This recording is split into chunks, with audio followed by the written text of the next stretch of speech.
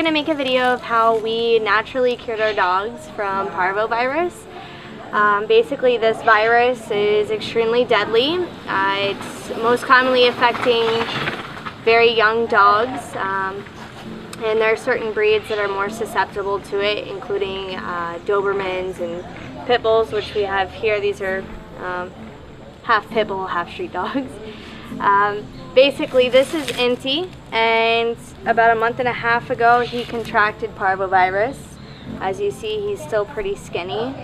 And we have Ketchu, who is now pretty much extremely gordo. Yeah, he's pretty much completely cured at this point.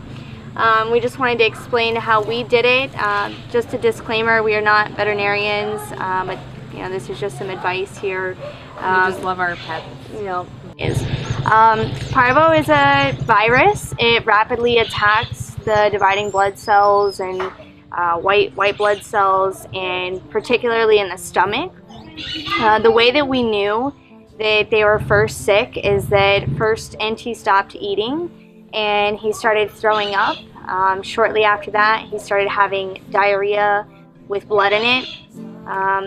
Ketchu, about a day later, started getting that as well. So we took them to the local vet here, and we're in Peru, so we don't have access to a whole lot here, but there is a vet here.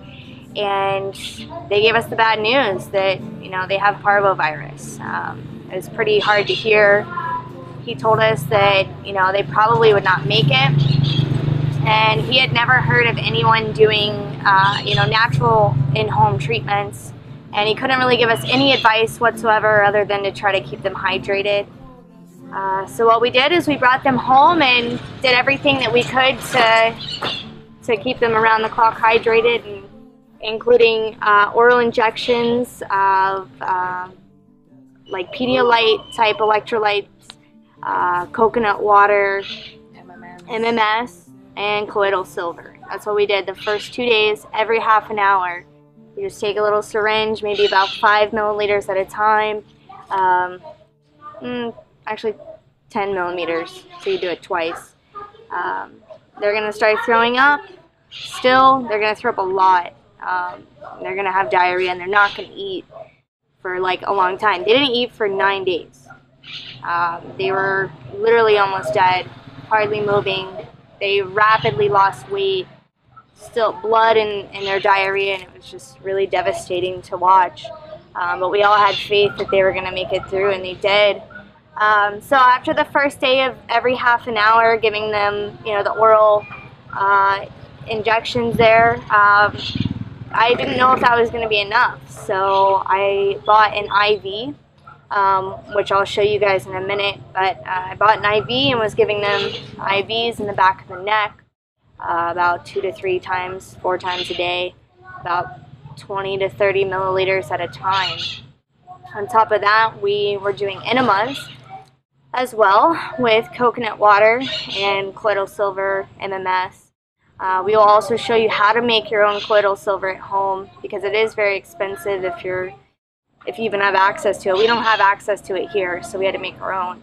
But you know, enemas with that as well.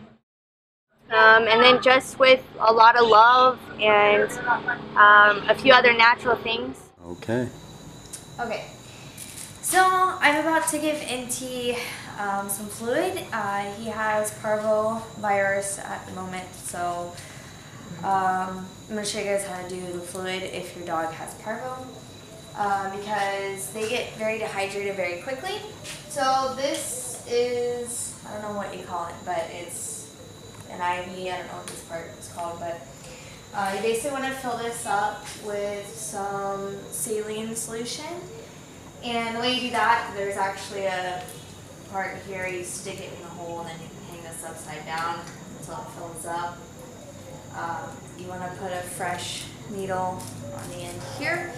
This is an 18 gauge needle. This is for actually doing this. And then I also have a smaller needle, which I will use to inject some colloidal silver into the line itself to get that in him as well. So let's go ahead and get that going.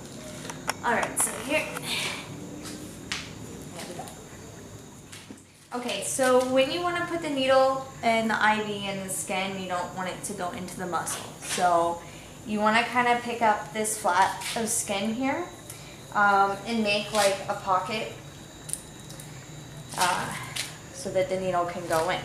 Now, if this is your first time doing it, it is a little bit weird, but you just need to press hard enough so that it goes through and just basically commit. So here we go. Get a good piece of skin here.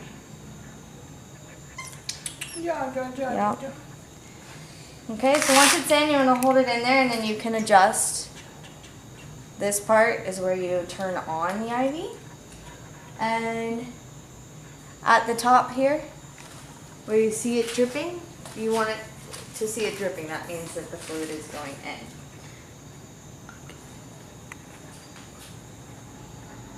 And you'll want to take a look at the numbers so you can kind of see how much fluid you're giving your dog. Okay, so this is the colloidal silver. I have about 3 milliliters here with another needle on the end. This is not an 18 gauge, it's quite a bit smaller. And I guess maybe an 18 gauge would work also. I'm just injecting it into the line. There's a little spot here where you can actually inject it. It is a lot easier with 2 people. Rebecca, can you see? Okay, so this doesn't hurt them at all. Just want to inject it slowly into it.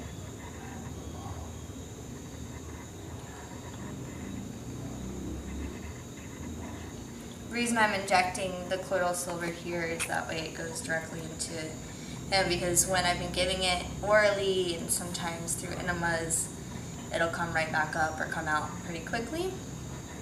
So I find that this helps quite a bit.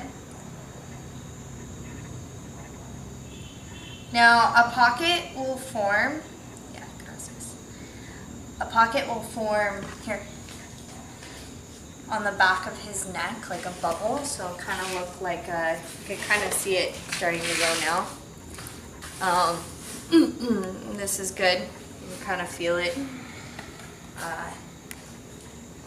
that pocket will be there, you know, maybe for like an hour. So this is basically a large syringe with a long top here.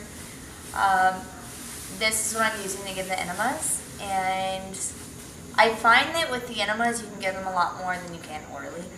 And I put maybe about 10 to 20 milliliters of fluid in this, and I've been mixing it with MMS, coconut water, colloidal silver, and chlorophyll drops, and different combinations of each.